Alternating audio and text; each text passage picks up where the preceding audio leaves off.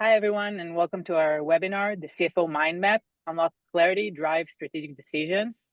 So thanks for joining us today. Maybe before we start, we'll do a quick round of intros. So I'm Noam. I'm the CEO and co-founder of Panax. We're an AI native cash flow management platform, leveraging AI agents to build a bridge between banks and ERP, and give finance teams the ability to be in full control and manage risks and find opportunities. We built Panax based on our own experience. I was myself a VP of finance, trying to find ways to gain more control over cash and different workflows. And when we couldn't find anything, we decided to build one on our own. I'm joined here today by Vince and Joel. Guys, do you want to introduce yourself, Vince? Yes, thank you. And again, I appreciate you guys' time today. My name is Vince DiNamuzio. I'm the CFO at Netstock. We're an AI supply and demand planning platform that services this SMB and mid-market space. I've been in SaaS industry a little over 8 years now. But again, thank you for your time and looking forward to a good discussion. Thanks, Vince. Joel Jesselson, thank you, Noam, for inviting me for this webinar. Until recently, I was the CFO of Tango, a leader in the technology expense management space, and I'm currently in between jobs and advising companies in the meantime. Great. Thank you both for joining and for sharing your insights. So before we jump in, what's on the agenda for today? So we'll start by talking a bit about the expanding role of the CFO and the challenges that come with this expansion in today's shifting landscape. We'll then quickly introduce the tool that we're presenting today, the CFO Mindmap, and explain it a bit, and spend most of the time by deep diving into some of the domains and areas and learning from Joel and Vince's experience. And we'll wrap up by talking about what's on the radar for 2025 and beyond, the next 12 to 24 months. So that's the plan. Let's jump in. So basically, we all know that the role of the CFO is it's not just shifting, it's evolving, right? From being more of a finance gatekeeper, more of a controlling function, compliance, it's more of a support function, into a much more strategic, data-driven, even data-leading function. In your experience, and I think it's interesting, Vince, you were recently promoted to CFO, and Joel, I think you've been CFO for over a decade now. So interesting to see the perspectives. How do you see this role shifting and evolving? Joel, start with you. Yeah, I think, as you said, I think the CFO in the past has been more of an operating person. And then you always hear about operational CFO, strategic CFO. Today, it's basically those two areas blended together. It's an operational strategic CFO, even strategy taking a bigger role than even the operations. The operations everybody can do. A CFO really needs to be involved in what matters most and what brings the most value for the organization. And that's why you see a trend more towards data analytics, data-driven, and today also AI-driven, of course, activities. Interesting. Vince, how do you see it? Yeah, it's an interesting climate, right? I mean, we're faced with new technology every single year, and especially now with the AI craze, it's kind of shifting, as Joel mentioned, from an operational to a strategist or commercial level role. And I kind of look at it as like a modern CFO, right? In order to adapt to the type of climate and headwinds that we're experiencing, where in the past it was, like I said, focused on controls, cost tracking, month-end close, things like that. But now it's trying to invest in real-time analytics, self-serve dashboards, scenario modeling, which allows, cross-functional leaders to make decisions earlier in the planning cycle. And as we're seeing the rise of subscription economics and product-led growth initiatives in the SaaS, at least in my world, in the SaaS world, it's changed how we forecast. So, we're no longer linear. You got to be able to adapt and shift toward maybe even a cohorted based forecasting and break it down by region or segment, because, certain, again, as a global company, it's, each region has different headwinds. So it's definitely shifted into a more strategy focused role for sure. Yeah, it's interesting the shift from more of an operating role to more strategic role. And Vince, you also touched on AI and other, technological development that kind of change the requirements. I think, it's also not in silo, right? Like the world, even beyond the technology, is rapidly changing. Even if you just look at the last 5 years, starting with COVID and then everything that's happening with the governments and the interest rates and tariffs, yes or no, across the board. How do you see the challenge, the kind of external challenges impacting the role of the CFO and the priorities?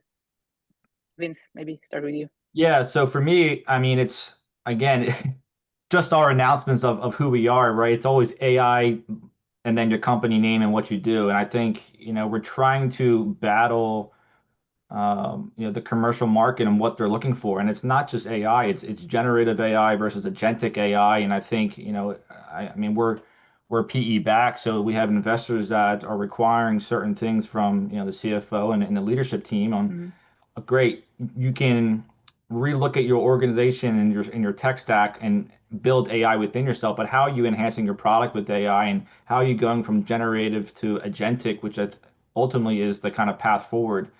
So you're definitely getting pressures not only from your customers who are, requiring fast ROI and results, but also from your investors and shareholders, in order to drive value. So it is shifting and it's shifting very fast. And at the end of the day, I think knowledge is key here and transparency and trying to learn as much as possible and make sure you plan accordingly. Vince, do you see the pressures from the investors also on efficiency, on how you operate? And you spoke a lot about the product itself and the value you deliver to the customer strategically. What about kind of how you operate as a company and as a finance team? Yeah, absolutely. No, and it's exactly like you said, right? So everything is KPI metric based. So you want to have, BHAGs or big, hairy, audacious goals or North Stars. And it could be, I want to be the best agentic AI platform in the mid-market space. Great. Well, do that with the current budget that you have, right? Or prove to us that if it does require an investment, what are those scalability metrics, efficiency metrics that you track? And, things like sales and marketing magic number or what is my rule of 40 and my payback period?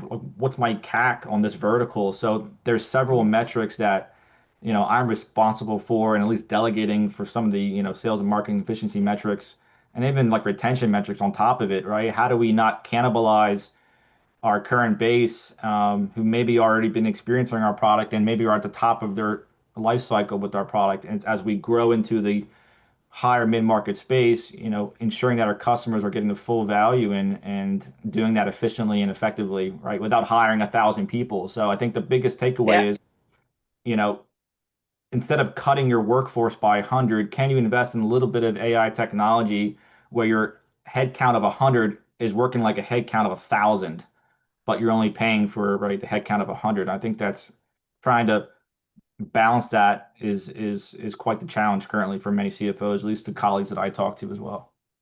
That's super interesting. Joe, do you see it in the same way? Yeah, I probably address more the challenges. I think the challenges that you presented from COVID and beyond, I think presents us with an area of a much higher risk. So tariffs, we live in an uncertain environment that we need to address. I think the tools that we have today are much better to address those because we can see scenarios, we can prepare for different scenarios. Interestingly enough, Vince is right that agentic AI is probably the more important than generative AI. According to Gartner, actually 40% of agentic AI projects will fail by 2027. So which makes, the mistakes we do in selecting the right engine is sky high. And that It's another presents layer of even a higher risk, risk. in a sense. The what? It's another layer of risk in a sense. Yeah, exactly. And that's something that we really need to make sure that we pick the right and make the right choices and invest in the right things. Yeah. It's also interesting, Vince, you touched on the needing to, do the work of 1,000 with 100 and the need for efficiency. And in today's interest environment, there are a lot of pressures to cost cut and be efficient. And in a sense also, the finance teams and CFOs haven't been the most tech forward in in terms of adapting solutions, but in a sense, what's happening now with AI is almost the perfect storm for that, right? Because maybe without those pressures, CFOs wouldn't have been as prone to adapting new technologies as fast as they are. And Joel, you touched on some of the reasons as to why not, and to failures and the risks they introduce. And on the other hand, without AI, the need to do more with less would have been very difficult to operate in such an environment. So the way we see it, it's a very interesting environment to operate in. Yeah, I heard a comment late, I think it was last week, will AI replace people? And we hear already that the Amazon CEO, what he says, but I think the trend is more the people who will lose their job is actually people who are not adopting AI, not necessarily those who are going to be replaced by AI. AI will allow us to be more efficient and upskill our capabilities, not necessarily replace what we do. But people who don't embrace AI absolutely will fail and will lose their jobs.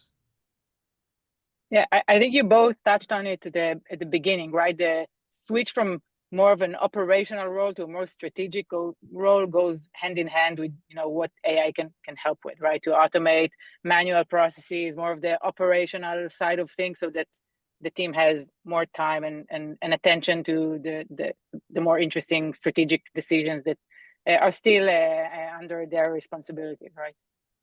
Yeah, it'll be more table stakes, within a year that, if your company A doesn't even embrace AI to further enhance your processes and be efficient versus, your own products on your roadmap, right? So, it goes both ways, right? You should be inflow and outflow, at least embracing the shift in this powerful technology. So yeah, which leads us to the topic of today's webinar, the CFO Mindmap. So just to quickly introduce what it is, it's a visual framework of the modern CFO's responsibilities in 2025. We took the time, our team, to have discussions with dozens of CFOs to really wrap our minds around what it is that's now part of this evolving role. I'll quickly go over, we have 14 different domains that are part of today's CFO mind map. Just before we dive in, what is it even used for? So, and by the way, we will share the mind map with all of you after this webinar. So don't worry about taking notes or screenshots during. But the goal is to, first of all, be a tool for strategic planning, right? To understand what are the different responsibilities, what are the things that you need to tackle, and also align the team around it, right? CFOs manage many different sub-departments, and who owns what within the finance team is a way, this mind map is a way to help align with that, as well as more of org-wide communications. I think we talked about data before, right? That's something that's traditionally not necessarily has been part of the CFO's responsibility or some of the strategy. So making sure that, everyone has their own responsibilities. And finally, it's a way for you also to benchmark your teams and your responsibilities against the world and what other teams have. So that's basically a resource for all of these. So again, we have 14 domains, and under each of these domains, there are quite a few subdomains. We won't go over all of these. One thing to note is that I think in all of them, I looked at it just before, and in all of these domains, there is at least one subdomain that speaks specifically about AI as a horizontal, as a vertical way to look at whether it's risk or cash flow management and transaction enrichment, or identifying different opportunities for optimization. So again, we won't go over everything, but I think it's threaded pretty nicely into all of these, as well as being a vertical in and of itself, right? The way to go about and adopting these technologies within the finance team and across the board. And data is something that's now for many companies part of the finance responsibilities, is basically the what AI eats, right? And what it uses to provide recommendations and automation. So I think that's something that is also interesting to note. Any comments, Joe, Vince, before we dive into some of the domains here? I think those domains, they blend into each other. I mean, you have cross functionality, and you need to be present in all of those domains. You cannot just ignore the work of the CFO is really in all of those domains, and you can actually leverage certain works that you do in one for another. And AI, as you said, it's across all of them. Yeah, I Yeah, think I it's a would really good say, point. Go ahead, Vince. Yeah. yeah, and I would say, I mean, 14 domains become 75 subdomains, so you quickly realize how much is on your plate, right? And it's again, it goes back to people, process, technology, right? The golden triangle on how can you, you know, have a McKinsey consultants, aka generative AI, helping you doing these things, and how can you have your people leaders and your tiger teams with this area, but it's important to invest in the people and the process as well as the technology in order to combat these 75 to 100 subdomains, especially as we're shifting to a more sophisticated technology and landscape. Yeah, and I think it's a really good point that while it appears like 14 domains and 75 subdomains that are kind of siloed and separate, it's also true that they're all interwoven and they're not really in silos, right? They all influence each other, and it's really hard to leave some outside, but still important to look at the big picture. So that's also true. I'm happy to print this out and share it with my wife because she always goes, "What do you actually do?" And this will be be an interesting way to to show it. So yeah, hang it in your bedroom. yeah.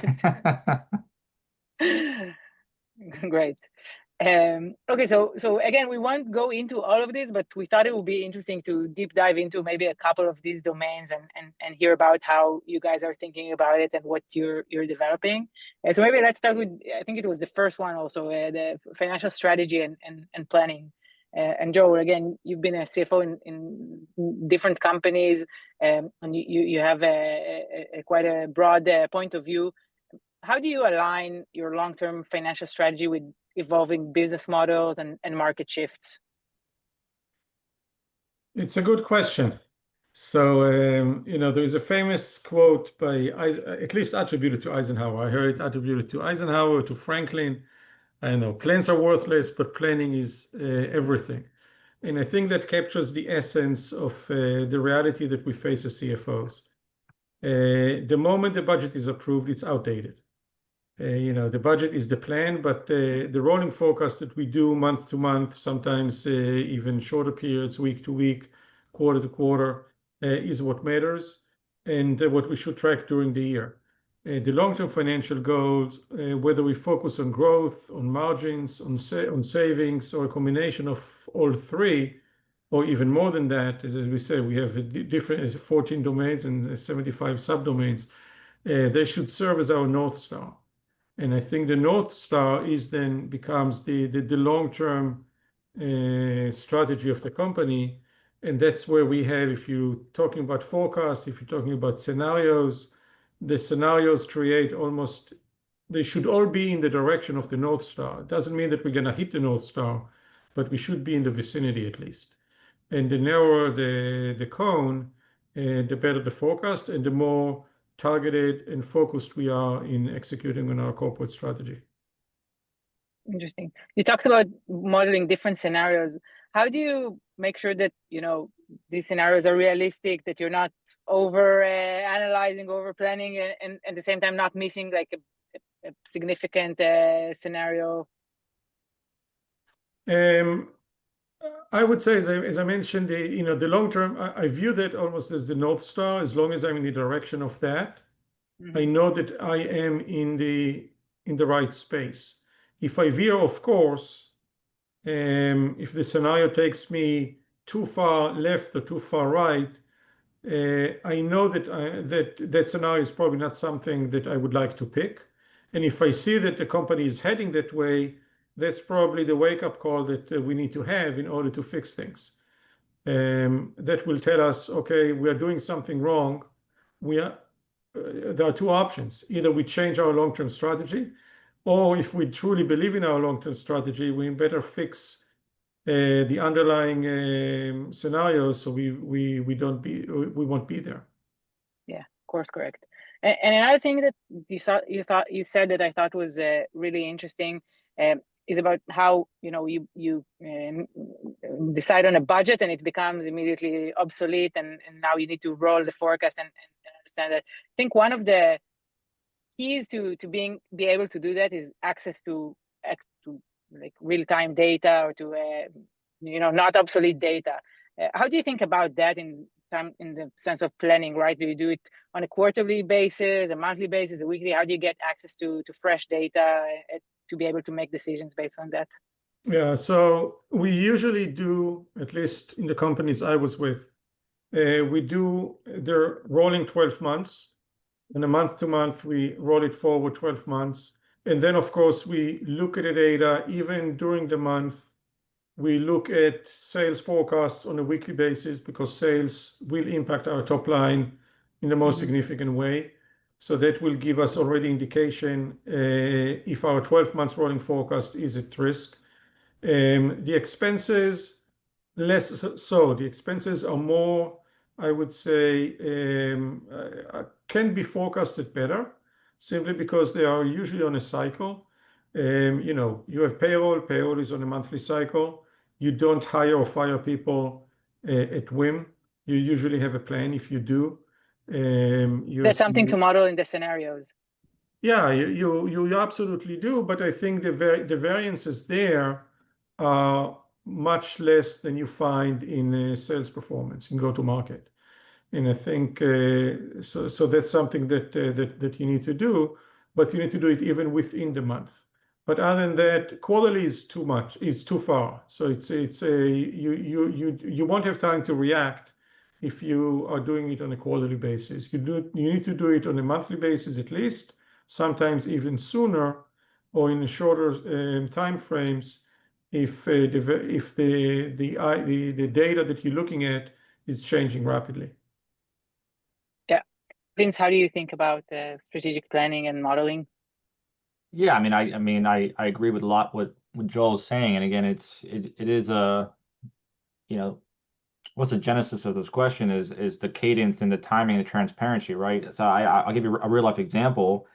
I have an IT team that wants to do all these amazing tools and things and hire to the budget, right? But maybe our revenue, our top line for that segment isn't growing at the plan that we thought it was. So, they only see one side of the story. They see, my budget is 3 million a year. I'm going to be under budget. You should be happy. Well, revenue's trailing 5%. So that now trickles down to this. In order to get the rule of 40, we need to then cut back on expenses. So being able to do that on a quick cadence, whether through a self-service dashboard or integration with some type of platform, again, monthly is always helpful. And it's important to do your budget versus actuals monthly. And it's important to get a sales forecast at least 3 months in advance. Does the tariffs have any impact? Does this, cohort of customers at risk? Is there any churn that we're seeing that's for some reason we're not used to seeing?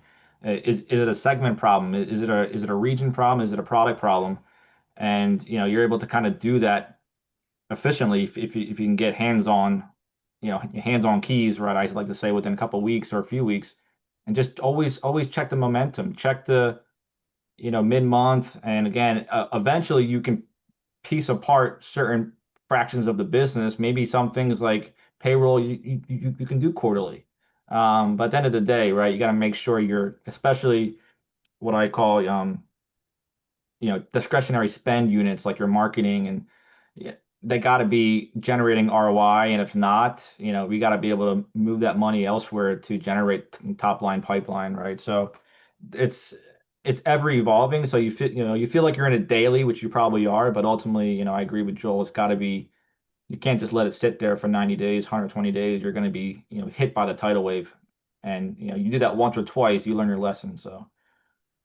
Yeah, I totally agree. We see that with many of our customers that, access to daily data of not just, what we thought sales is going to be, what are the invoices that are now out, what's coming in the door. what are we actually collecting even, right? There's some uncertainty around that too. It's when we talk about the top line.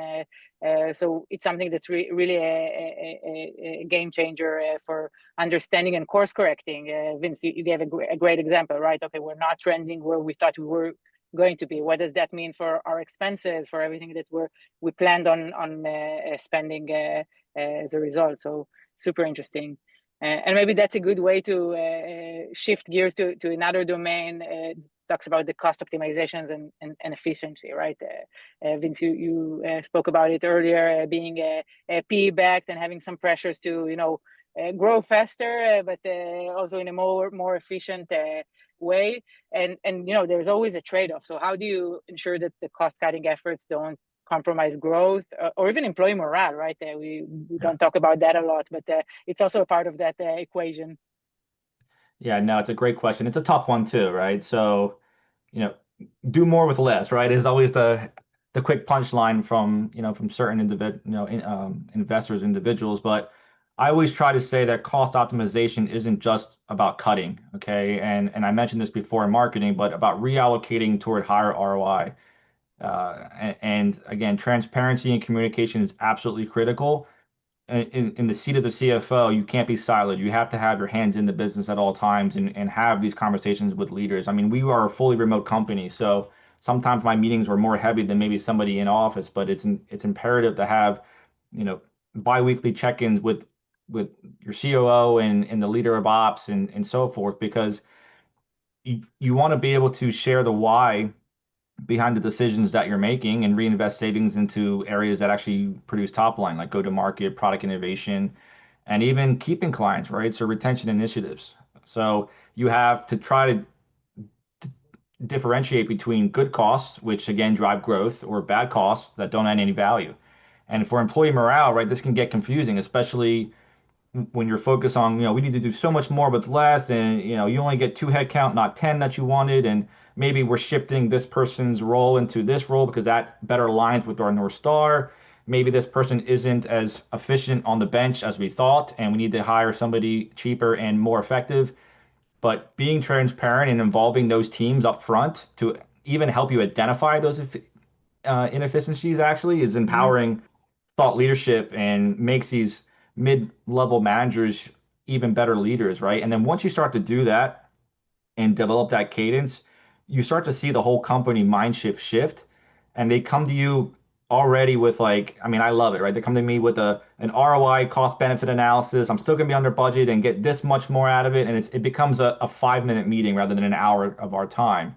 Again, time is value, and having that time back to actually do your job and do it effectively is even more important than cost cutting. So you definitely see a culture mind shift when you're transparent like that. And part of it is I liked your distinction between good costs and bad costs, right? And helping the team distinguish between the two, and I guess that also helps to boost morale, right? When they realize that you're not cutting the good costs in a sense. Yeah, I mean, again, another real life example quickly is I had somebody say, I'm going to be $100,000 behind budget based on my pace, but I'm going to lose 300,000 in pipeline. And I tried to, $100,000 is cost is 1-to-1 on the bottom line. If I'm going to lose 300,000 a pipeline and maybe that generates, I don't know, 90,000 of bookings at an enterprise value of 8x, it becomes a no-brainer. Like, I don't care, we need to make sure we're shifting our costs to appropriate vectors, because it does have a longer, enterprise value entail than, saying, oh, I became, $100,000, under plan, right? So you got to try to also step aside from being a finance accounting person and say, look, what's the strategy and what's the commercial thinking, I think is critical in this role. Yeah, that's really interesting. Joel, anything to add on cost optimizations and how to identify ways to cut unnecessary spend? Yeah, using the word cost cutting, you get into morale issues. That's true, and I agree 100% with Vince. I think So cost rebranding is optimization. the first step. What? Yeah, absolutely. Rebranding is the first step. Yeah, cost optimization. I call it cost containment, right? Yeah, when I was involved in several cost optimization exercises, sometimes cutting a third of the company's employees, but morale actually grew. It all depends really how you do it. I think, as Vince said, transparency is key. if people understand that the optimization that we're trying to reach and do, especially the implementation of new tools, of AI, will upskill what they do, will make their work more interesting. It's they would provide, they would give more value and really appreciate more the work that they do than what they do today. People actually embrace it and they want to be part of it. They want to be part of a more productive team.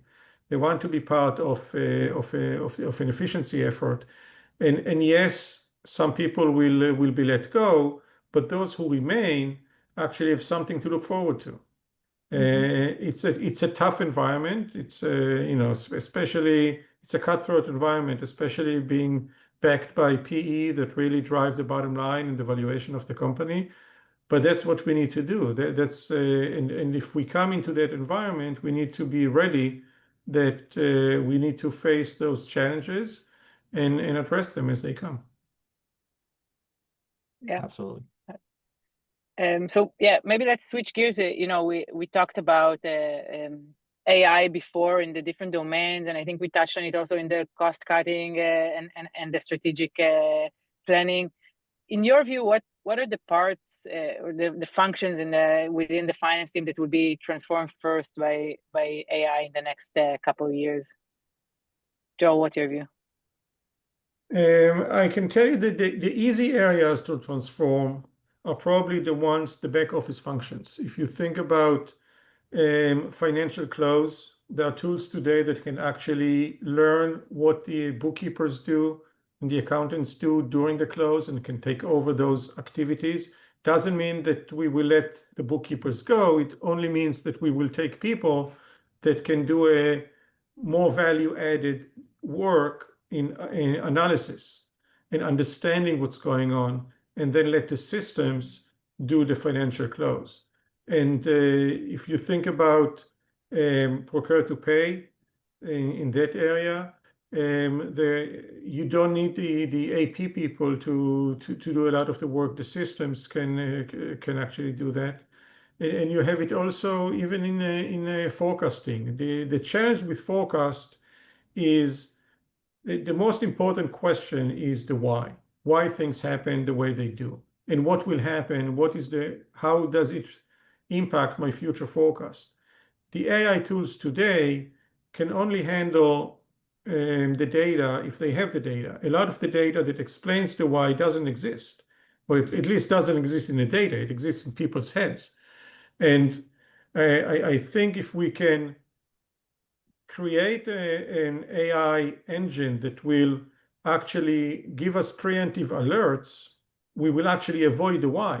Because if we can fix the problem before it arises, we don't need to understand the why, because we fixed it. So I think that's probably to me, it's the most important thing that we need to do. However, it's a little bit further away than the other areas in finance today, the back office functions that are probably, we already have good tools that can address it.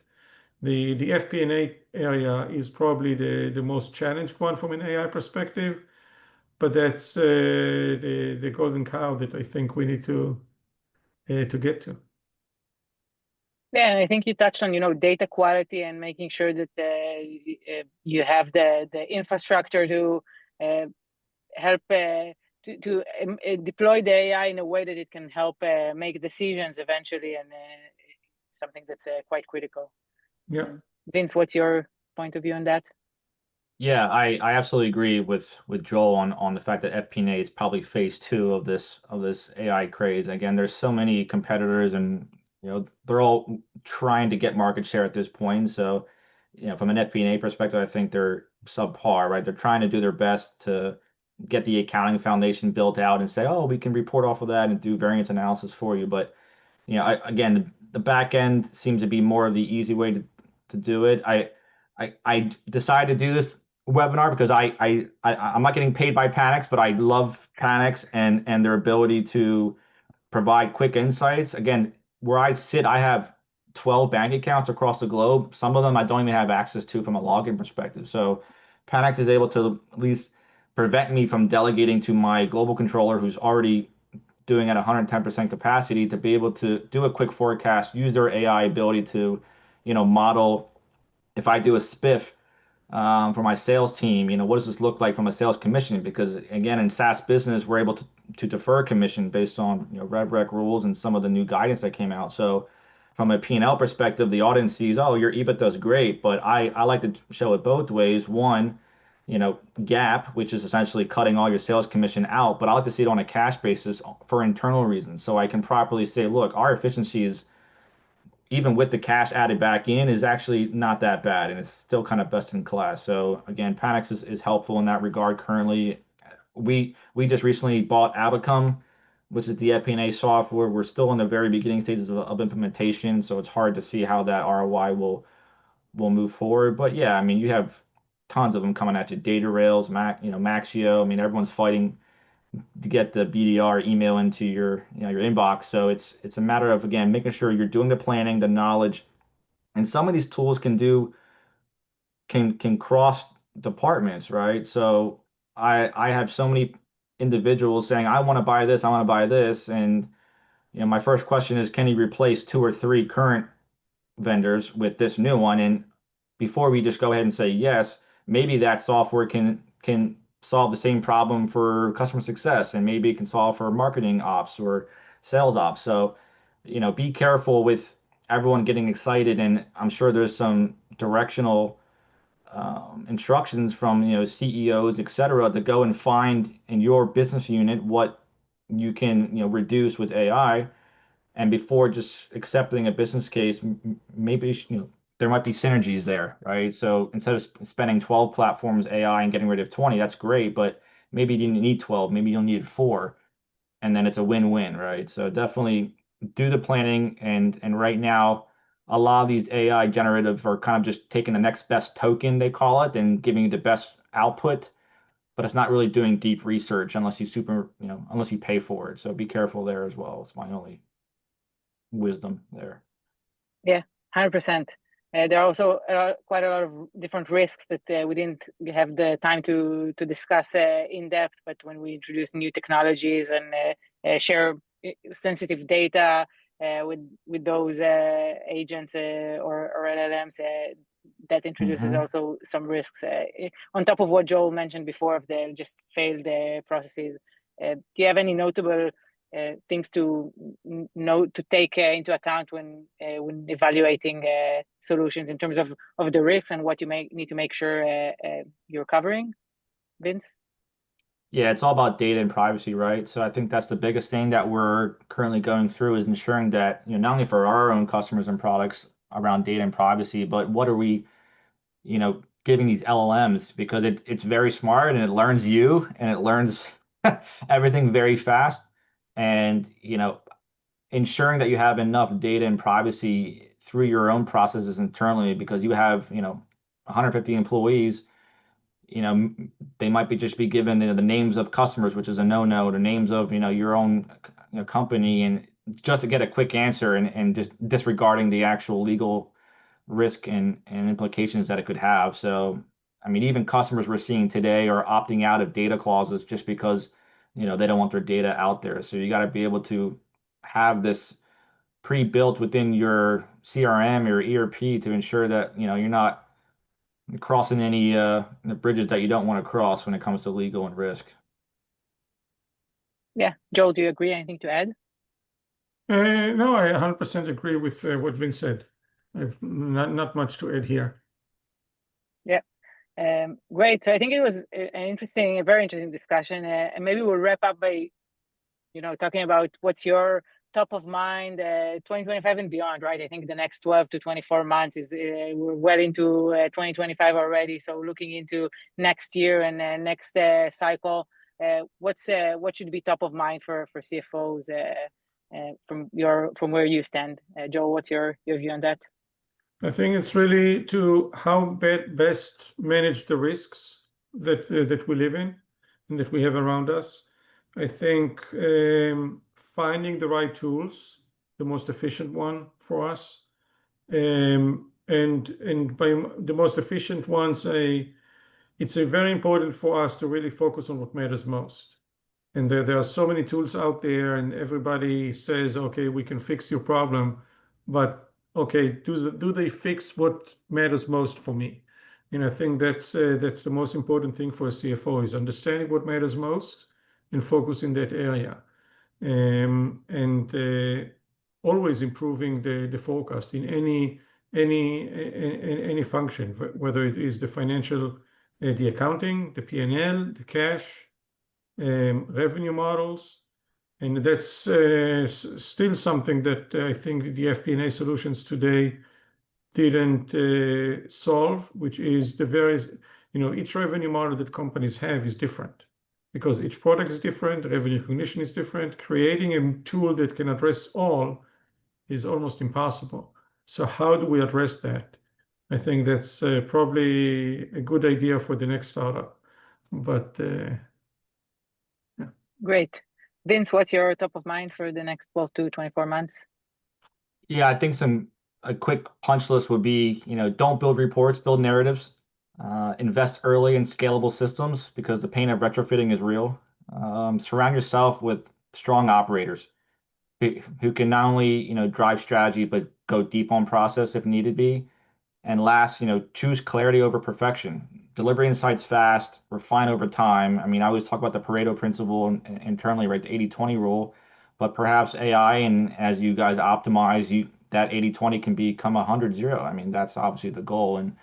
But yeah, those are the kind of quick, punchlines. And again, to Joel's point, legal and risk is still very much a part of our mind map here. So you got to make sure you're doing it, within compliance and you're able to scale that as well and still stay compliant. It's important. Great wrap up.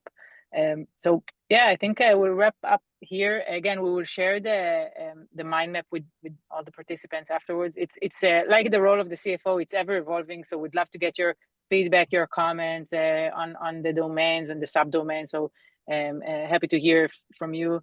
I'd like to thank Vince and Joel. Really, thank you for chipping in and giving your insights. For me, it was a very interesting discussion. So thanks for that.